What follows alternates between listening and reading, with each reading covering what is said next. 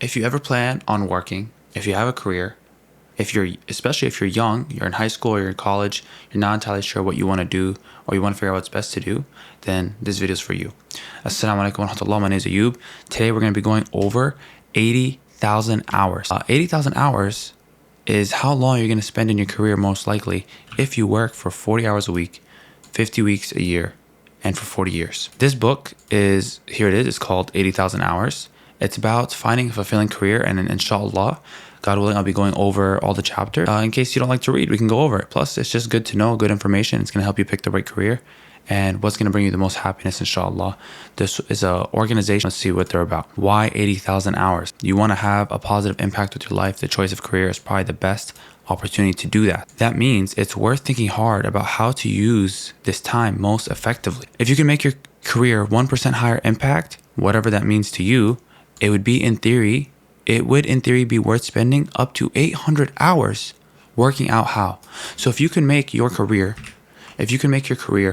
one higher impact, it would be worth spending 800 hours figuring out how to do 1% better. So this is how important this is. So 80,000 hours, they provide research and support to help talented people move forward. After 10 years of research, dozens of problems area, they have this book, 80,000 hours. The first chapter is what makes for a dream job. Inshallah, each video that I'm going to make in this series, in this chapter, the playlist will be below, as well as the link for all the descriptions and everything will be in the. Go ahead and check it out. What makes for a dream job? Can one person make a difference? What are the world's most pressing problems? In which career can you help people the most? Which jobs put you in the best position for the future? How to find the right career for you? How to make your career plan? How to find a job, and why community is key. The ones in blue here, 1, 2, 3, and 4, these are what to aim for long term. And while 9, 8, 7, 6, and 5 is how to get there and how to take action. So this book is very nice because first they set you up with the fundamentals, then they set you up with how to do it.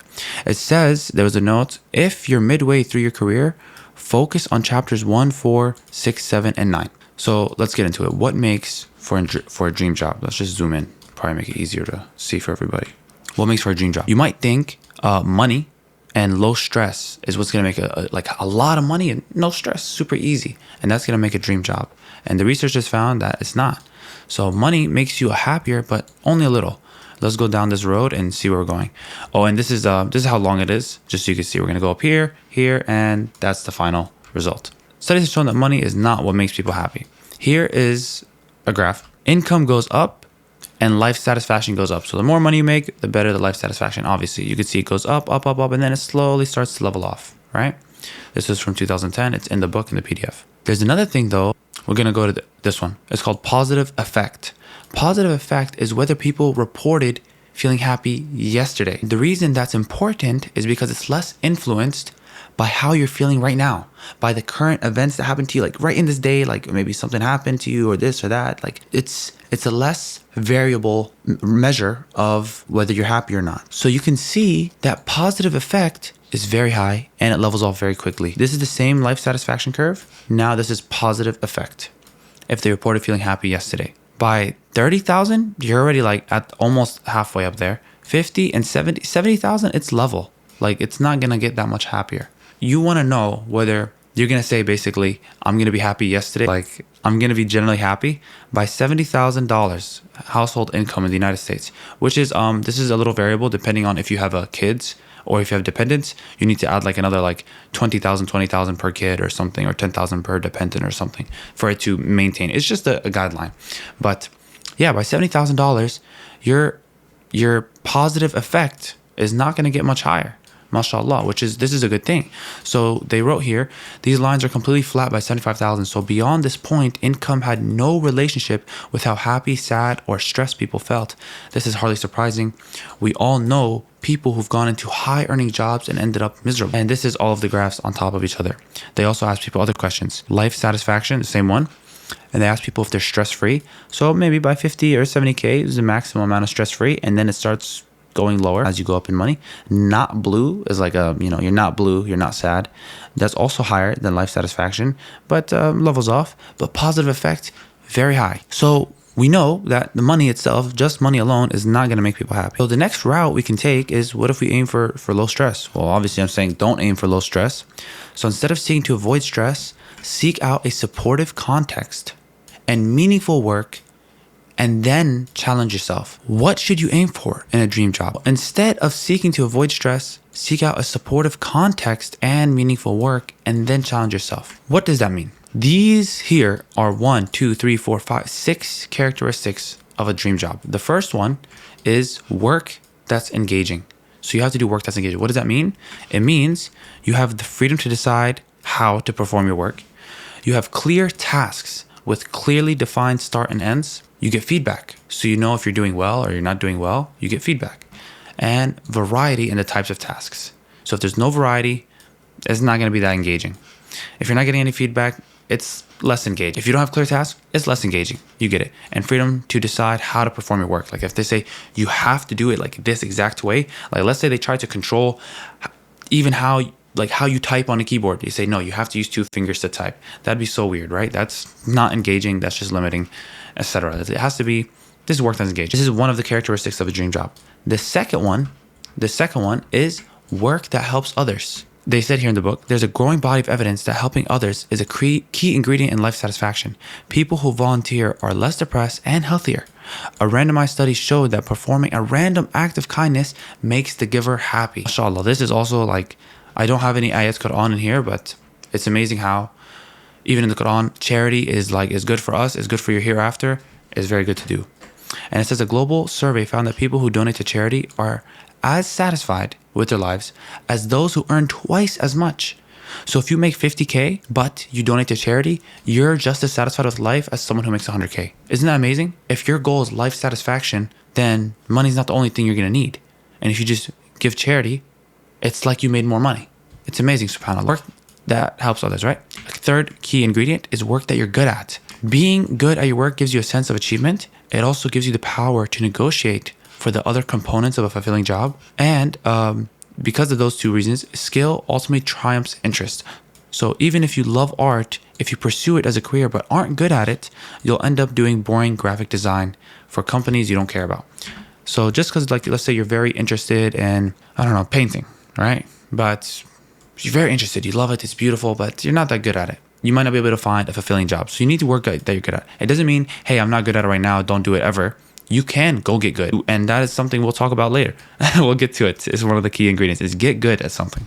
We'll see. So it's a little sneak peek. Another 4th ingredient, work with supportive colleagues. If you're already working now or you're in school and you have to work together, this is the same. Think about these kind of situations. It says research shows that perhaps the most important factors is whether you can get help from your colleagues when you run into problems. So if you're working with people and they don't help you, everyone is like for themselves, it's not going to be as easy to get help and it doesn't feel like very collaborative. That's one of the key ingredients for work with supportive colleagues.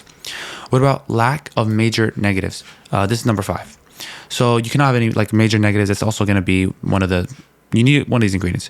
So if you have a very long commute, like let's say it's an hour by bus or 2 hours long, very long hours, like let's say 12, 14-hour shifts, or pay you feel is unfair, or job insecurity, meaning like it might go away. This is like a major negative that will not be a key ingredient for you. And number 6 is work that fits with the rest of your life. So you don't have to have all the ingredients for a fulfilling life from your job. So you can have a job that pays the bills, it gets everything you need done, but it gives you more time. You don't have enough, you're not working too long, so you can do your side hobby, you can do your side job, you can do some charity, you can do whatever else for that fits your life, that fulfills your life as well. So you don't have to have all these, but these are the key ingredients. Just to recap, engaging work, helping others, work you're good at, work with supportive colleagues, a lack of major negatives, and work that fits with the rest of your life. Now that we know these are the 6 ingredients for a good job, what about this here? People say, should you just follow your passion? This can sometimes lead people in the wrong direction in terms of career. And it's actually becoming more and more given advice. This is the frequency as time goes on, follow your passion appears more and more in book. It says the idea is that the key to finding a great career is to identify your greatest interest, your passion, and pursue a career involving that interest. It's an attractive message. Just commit to your passion, you'll have a great career. And when we look at successful people, they are often passionate about what they do. But it says that what problem is it suggests that passion is all you need. Following your passion can make it harder to satisfy the 6 ingredients because the areas you're passionate about are likely to be the most competitive, which makes it harder to find a good job. A second problem is that many people don't feel like they have a career relevant passion. Telling them to follow their passion is no help if they don't have a career relevant passion. Like, let's say they're passionate about playing video games, which can be a career now, but like the video games, or I don't know, doing something like anything. I don't know. Yeah, I'm sure you have some examples. The third problem is that it can make people needlessly limit their options. So what they recommend is do what contributes to the world. Oh, and here's a little graph. You could see the amount of people, students passionate about sports, arts, or music. Lots of people passionate. How many jobs are in those exact same things? Very little. So lots of passion, a little amount of job. What they recommend in the book is to do what contributes to the world. Do what contributes. So how do you do that? You get good.